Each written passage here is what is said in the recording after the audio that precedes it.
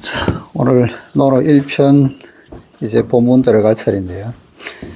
이제 뭐 노노가 논할론자에 말씀 어짜니까 논한 이야기, 논한 말들을 이제 모아서 뭐 공자가 논했던 이야기들, 그리고 공자 제자들, 또 그 밑에 제자들까지 논했던 이야기들을 모아놓은 이야기이기 때문에 논어라고 이야기하는데요. 총 20편으로 되어 있습니다.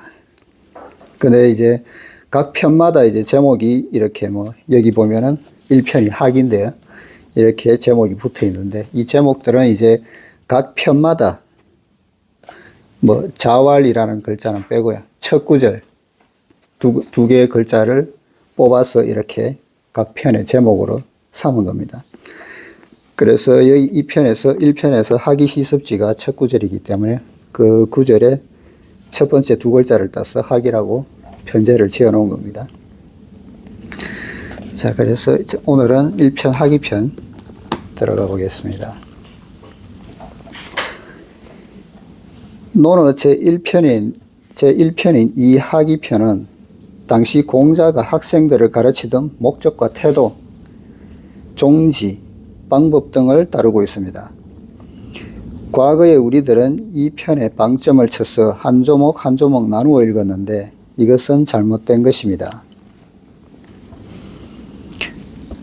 자왈, 공자께서 말씀하셨다. 이 왈자는 가로왈자인데 보통 우리는 뭐 공자왈, 맹자왈이라기도 하고 공자 가로대라고도 예전에는 많이 이야기했었죠. 공자께서 말씀하셨다. 학이 시습지, 불영열호. 배우고 또 때때로 그것을 익히니 또한 기쁘지 아니한가. 학이, 배울 학자의 이자는 말리을 이자인데요. 이 이자에는 뭐 뜻이 많습니다.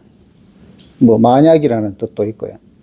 뭐 따름이라는 뜻도 있고, 뭐 문장을 이을 때는 뭐 그러나, 그리고 그런 뜻으로도 쓰이고요. 그런데도 뭐 그런 뜻도 있습니다. 또 뭐 하면서. 그래서 이것은 이제 뭐 문장에서 그것을 취하면 될 것 같고요. 학이 시습지라고 그러면은 배우고, 그리고 시습지. 지는 이제 동사로 쓰이면 가다는 뜻인데, 지는 뭐 대명사로도 쓰이고, 뭐뭐의라는 조사로도 쓰입니다. 여기서는 그 대명사로 보면 되겠죠. 그것을 때때로, 익힌다. 그것을 때때로 익히면 불영열호. 불역은 또한 뭐 하지 아니한가 해서 열호, 여기서 말씀서를 써놓고 열로 읽는데요. 여기서는 왼쪽에 마음 신변이 있는 기쁠 열과 같습니다. 그래서 열호로 읽는데 또한 기쁘지 아니한가. 여기서 끝에 호자는 이제 어조사 호자고요. 여기도 뭐 어조사로 쓰이기 때문에 호자도 많은 뜻이 있는데요. 그때 문장에서 보고 취하면 될 것 같습니다. 요때는 이제 또 의문 어조사로 봐가지고 또한 기쁘지 아니한가, 그 정도로 해석하면 될 것 같습니다. 그리고 유붕자 원방내 불영낙호.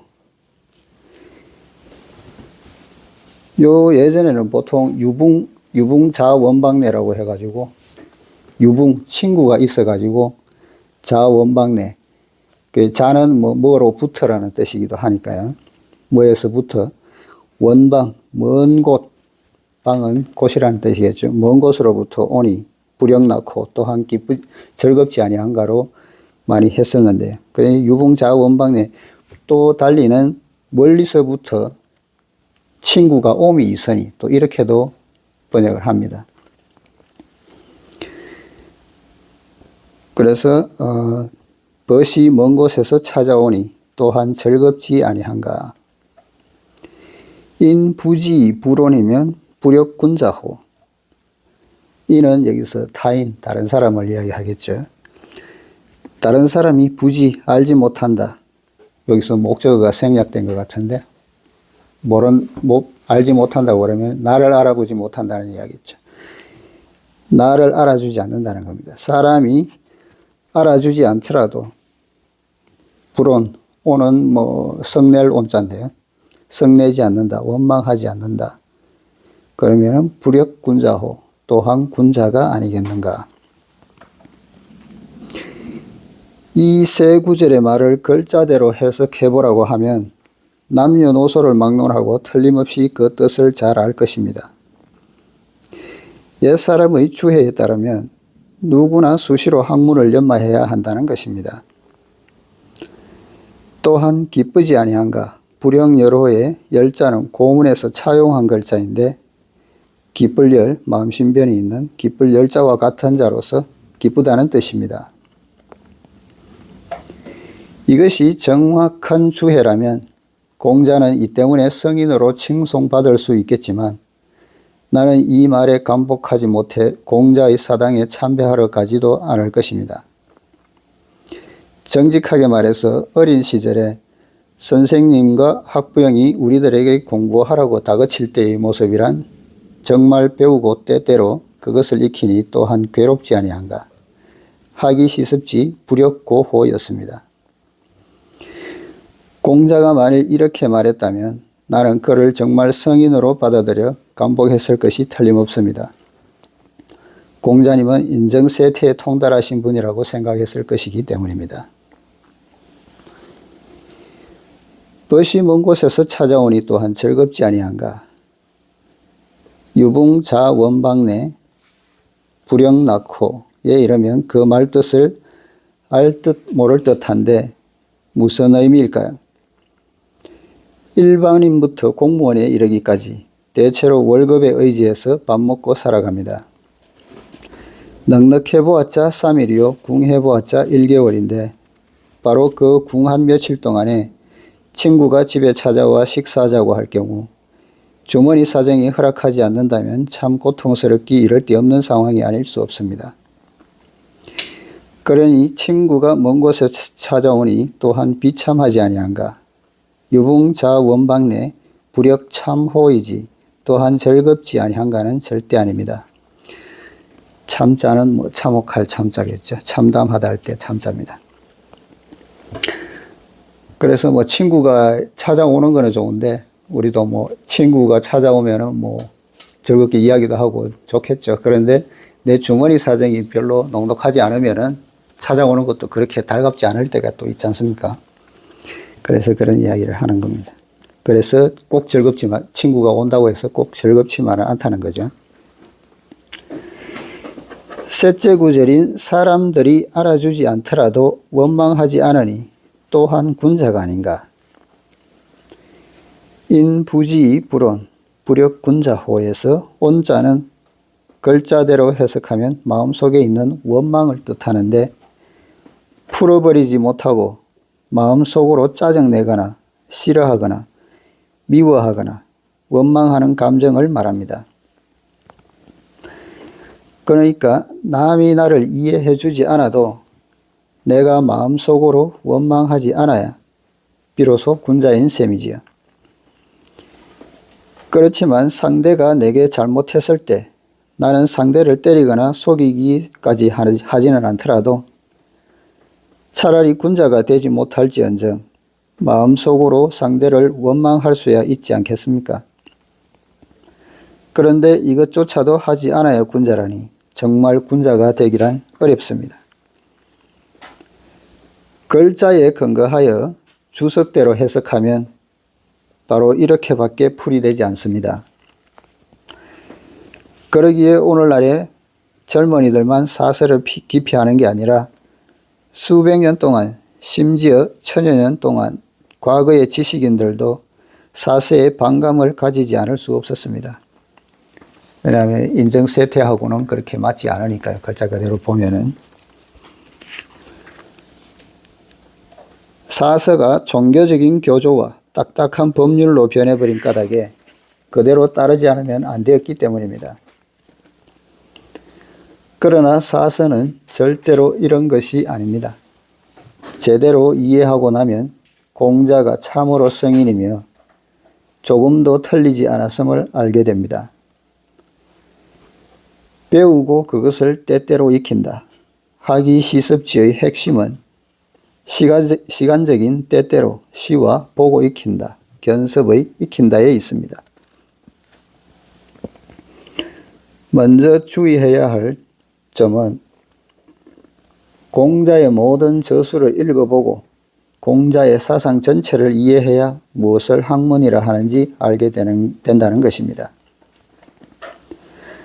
사람들은 보통 독서가 곧 학문이라 생각하는데 이것은 틀린 것입니다.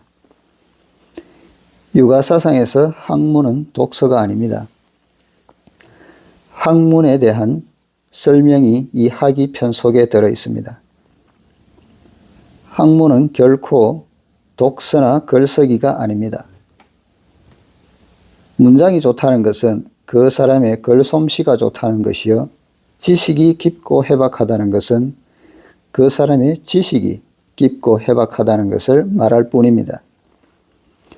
학문으로 말하자면 한 글자도 모르는 사람이라도 학문이 있을 수 있습니다. 즉 사람의 됨됨이가 훌륭하고 행위가 바른 것, 이것이 바로 학문입니다. 이것은 나의 개인적인 해석이 아닙니다. 논어 전체를 연구하고 나면 공자가 올바른 사람으로 살아가는 일, 곧 진정한 사람됨을 어떻게 완성할 것인가 하는 과제를 얼마나 중시했는지 알게 됩니다. 그래서 사람됨을 강조하고 어떻게 사람이 될 것인지를 또 강조를 했겠죠. 그래서 작사선, 주사선 주인, 그래서 어떤 일을 하려면 먼저 사람이 되라는 말이 있습니다. 그래서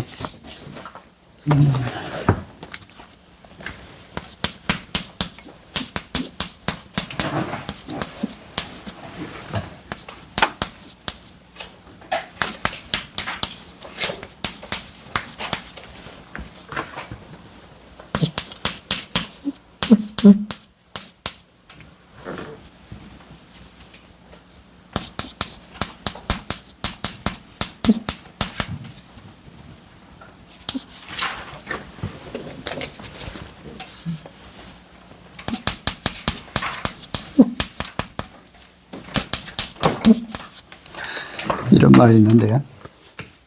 어떤 일을 하려고 하면은 먼저 사람이 되라는 말이 있습니다.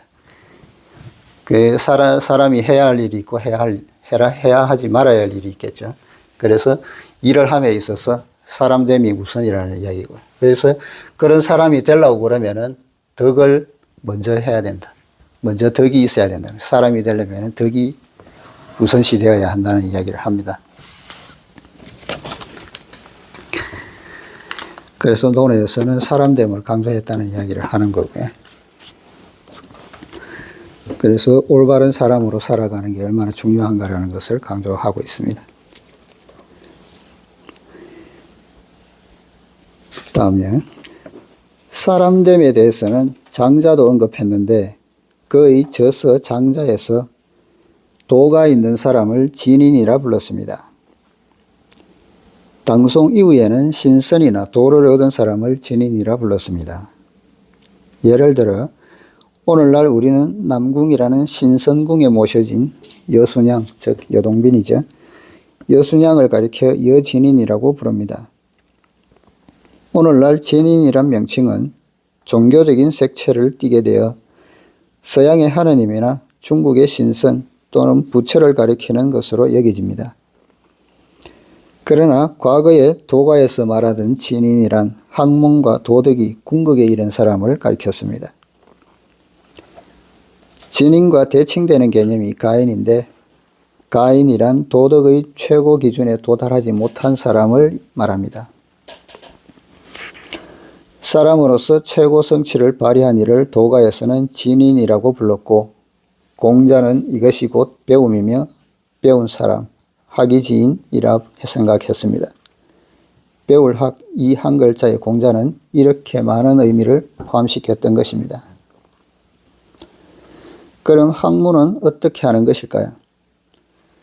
학문은 문자도 아니고 지식도 아닙니다. 학문은 인생 경험에서 우러나오는 것이며 사람으로서 행동하고 일하는 과정에서 체험하는 것입니다. 학문을 닦는다는 것은 책을 읽는 것에 그치지 않습니다. 언제 어디서나 생활하는 가운데 마주치는 모든 것이 책이자 교육인 것입니다. 그러기에 공자는 논의 2인 편에서 남의 잘못을 보고 돌이켜 반성하여 인을 알아야 한다. 관과 이지인. 관은 진할 과자인데 허물이라는 뜻도 있고 잘못이라는 뜻도 있죠. 다른 사람의 잘못을 보고 그리고 지인, 인을 안다. 고 말하고 있습니다. 남이 잘못하는 것을 보고 그런 잘못을 범하지 않겠다고 스스로 반성하는 것. 이것이 바로 학문입니다.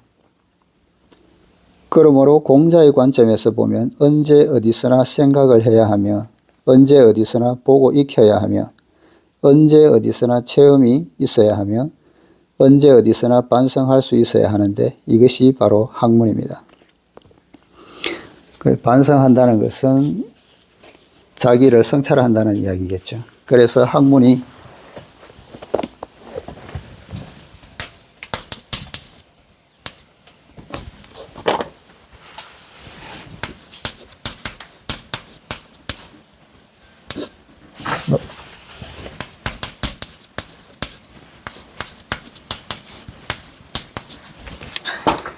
학문이라고 그러지 않습니까? 학문이 이 문자를 쓰지 않고 학문, 물을 문자를 쓰거든요. 학문. 배우고 묻는다는 거죠. 학문은. 항상 어떤 게 옳은 것인가, 또 내가 잘못한 것은 없는가, 항상 반성하고 내 자신에게 물어본다는 겁니다. 배우고 그것을 토대로 나는 그렇게 되는가, 항상 자기 반성을 한다는 거겠죠. 그래서 학문이라고 물을 문자를 쓰는 겁니다.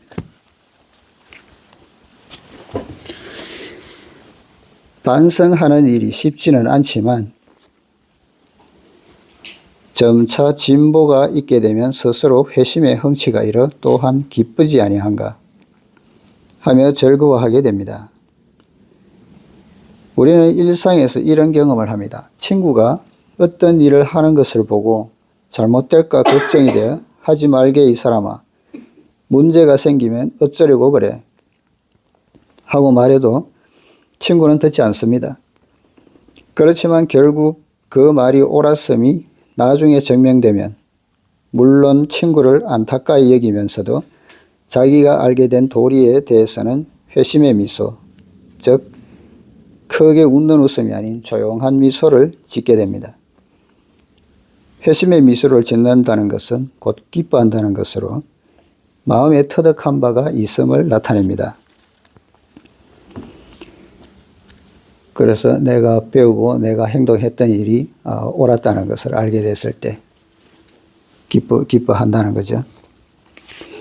이와 같이 공자가 여기서 첫째로 말한 것은 학문의 종지로서 때때로와 익힌다에 중점을 두어 언제 어디서나 학습해야 함을 말하고 있습니다. 왜 때때로 그러니까 간헐적으로 가끔 그렇게 들리는 경향이 있는데 이 때때로는 거의 항상 시시각각 항상이라는 뜻으로 옮기는 게 좋겠죠. 사설을 읽으면 학문이고 사설을 읽지 않으면 학문이 아니라는 것이 결코 아니지요. 학문의 본뜻은 그게 아닙니다. 이어지는 둘째 구절은 학문하는 사람이라면 한 가지 일을 각오해야 한다는 말입니다. 나의 연구와 체험에 근거하여 말하자면 진정으로 학문을 한다면 군자에게는 해야 할 바가 있고 해서는 안 될 바가 있습니다. 마땅히 해야 할 것은 하고 해서는 안 될 것은 머리가 잘릴지라도 하지 말아야 하는 것입니다. 인의 입장에서 도의상 당연한 일은 자기를 희생해서라도 해야 하며 세상과 사람들을 위한 것이라면 하고 다른 것을 위해서는 하지 말아야 하는 것입니다. 따라서 학문을 한다는 것은 곧 일생토록 공공하고 외롭게 지낼 각오를 하는 것과 같습니다. 이는 공자의 삶을 더듬어 보면 알게 됩니다. 공자의 일생은 매우 공공하고 외로웠습니다. 지금이야 곳곳에서 공자를 기리면서 잘 드시라고 제사상을 차려 식은 돼지머리를 올리고 있지만 공자 살아생전에는 도시락 하나도 드실 수 없을 정도였습니다. 하지만 그는 부귀를 적극적으로 구하지 않았습니다. 공자가 부귀를 적극적으로 구하지 않았다는 것은 어떻게 알 수 있을까요?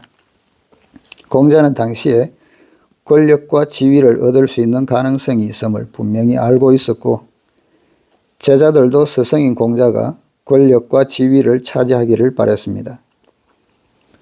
공자 시대의 중국 인구는 수백만 명에 불과했는데 이 수백만 명 중에 그의 제자는 3,000명을 헤아렸는 데다 그들 모두 각 나라에서 뛰어난 인재들로 평가받는 이들이었으니 실로 대단한 역량이 아닐 수 없었습니다.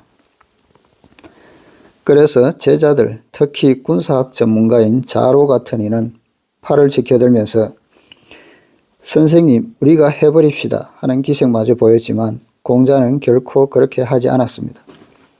왜 그랬을까요? 공자는 안정된 사회라도 문화교육이 완성되지 않는다면 다른 문제들을 해결할 수 없다고 보았기 때문입니다. 공자는 근본적으로 문제를 해결하려면 사상의 순수함과 올바름, 즉 과거의 덕성이라 일컬었던 것에 의지해야 한다고 보았습니다. 그래서 공자는 공궁하고 외로운 가운데서도 일생토록 교육에 종사했습니다. 이처럼 학문을 하려면 외로움과 처량함을 두려워하지 않아야 합니다.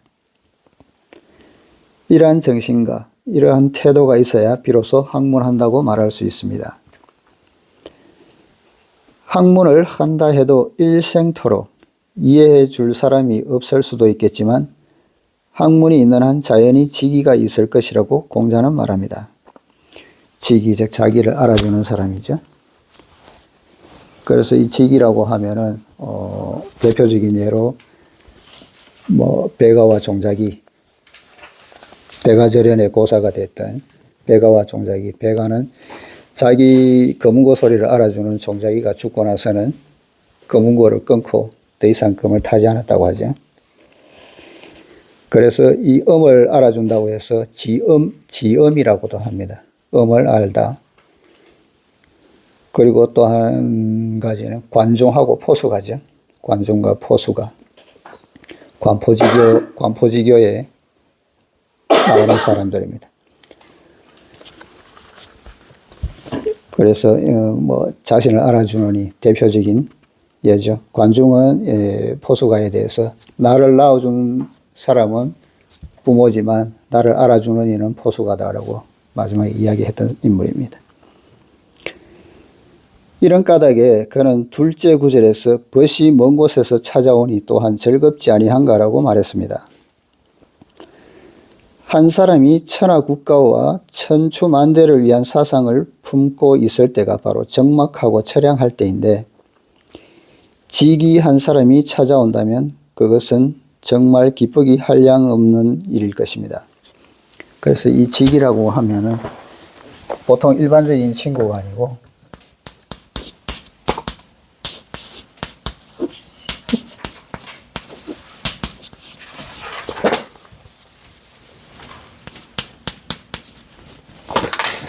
중국말로는 지동도합이라고 하는데 그 뜻이 같은 것, 내가 생각하는 뜻과 같이 생각하는 사람, 그리고 도합, 그 길이 합쳐질 수 있는 사람, 내가 가는 길과 내가 생각하는 뜻대로 그 뜻을 함께 할 수 있는 그런 사람을 직이라고 이야기를 하는 겁니다. 그 친구, 그런 직이, 그 뜻과 내가 갈 길을 같이 할 수 있는 사람, 그걸 직이라고 이야기를 하죠. 근데 그런 사람을 찾기가 하늘의 별따기라는 겁니다. 그래서 직이 한 사람이 찾아온다면 그것은 정말 기쁘기 한량없는 일일 것입니다. 그러나 벗이 먼 곳에서 찾아온다. 유붕자원방 내의 원자는 꼭 먼 외국을 가리키는 건 아닙니다. 예컨대 외국에서 몇 사람들이 우리 문화를 배우러 온다면 우리가 즐거울까요? 그것은 외화벌이를 위해서 몇 푼의 돈을 더 버는 것일 뿐이겠지요. 이 구절은 그런 뜻이 아닙니다. 공자의 이 원자는 직위를 얻기가 어렵다는 것을 형용하는 단어입니다. 인생에서 직위를 한 사람이라도 얻으면 죽어도 여한이 없다는 옛말이 있습니다. 인생을 같이 하는 아내나 아들, 딸이나 부모도 자신의 직위는 아닙니다. 그러므로 사람이 직위를 하나라도 얻을 수 있으면 죽어도 여한이 없다는 말은 진실입니다. 어떤 사람이 호기롭게 일생을 산다 하더라도 자기를 완전히 이해해주는 한 사람의 직위를 얻을 수 있는 것은 아닙니다. 특히 학문하는 사람은 더욱 그렇습니다. 그래서 벗이 먼 곳에서 찾아오니 또한 즐겁지 아니한가라는 둘째 구절이 따라 나오는 것입니다. 즉 그대는 알아주는 사람이 없더라도 걱정하지 말라. 천천히 알아주는 사람이 생긴다. 이 사람은 먼 곳에 있는데 이 멀다는 것이 꼭 공간상 멀리 있는 지역을 가리키는 것은 아니다라는 것입니다. 공자의 학문은 500년이 지나 한 무제 때에 이르러 비로소 흥기하여 그야말로 크게 대두하였습니다. 동중서는 공자의 학문을 크게 선양했고 사마천은 사기를 지어 공자를 대단히 찬양했습니다. 그러니 그동안의 시간은 얼마나 멀리 떨어진 것입니까? 이 500년 동안 공자의 학문은 대단히 설설했으며 이렇게 긴 시간이 지나고 나서야 비로소 벗이 먼 곳에서 찾아오니 또한 즐겁지 아니한가라는 말의 진정한 뜻을 이해하게 되었다 하겠습니다. 셋째 구절인 남이 알아주지 않더라도 원망하지 않으니 또한 군자가 아닌가.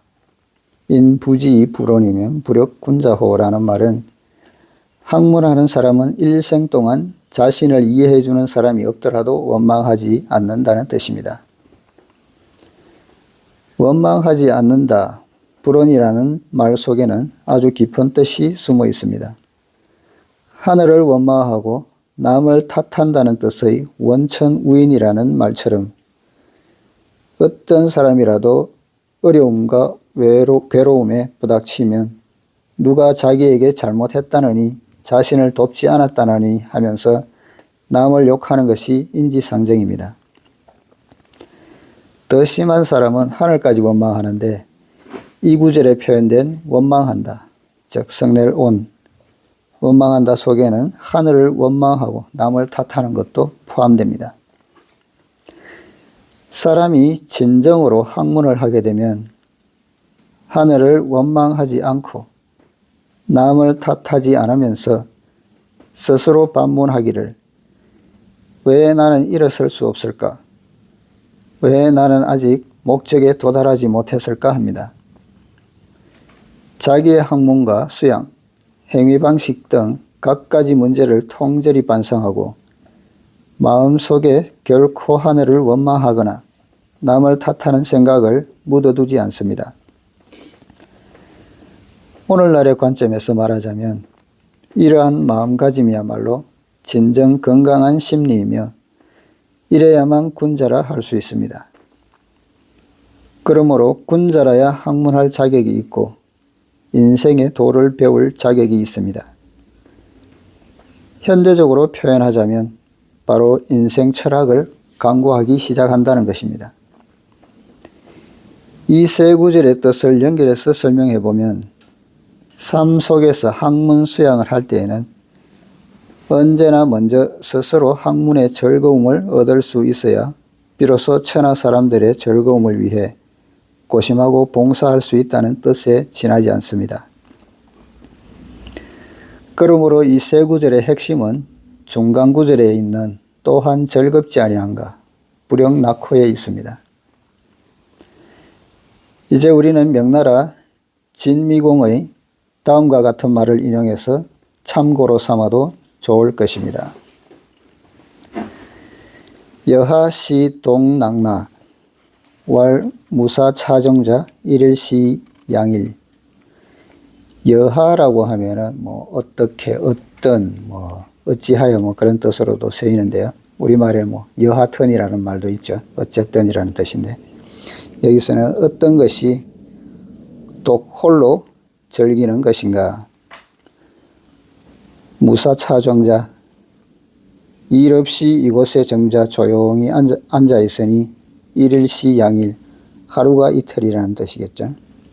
하루가 이틀 같다는 겁니다. 이거는 앞에서 뭐 하기 시습지 불영여로와 대칭되겠죠. 그래서 배우고 익히는 것을 스스로 때때로 배우고 익혀서 알아가는 것이 홀로 즐긴다는 이야기겠죠. 이거는 내 스스로 배우고 익혀서 때때로 그것을 익히니까 즐거우니까 하루를 보내더라도 알차게 보낼 수 있다는 거죠.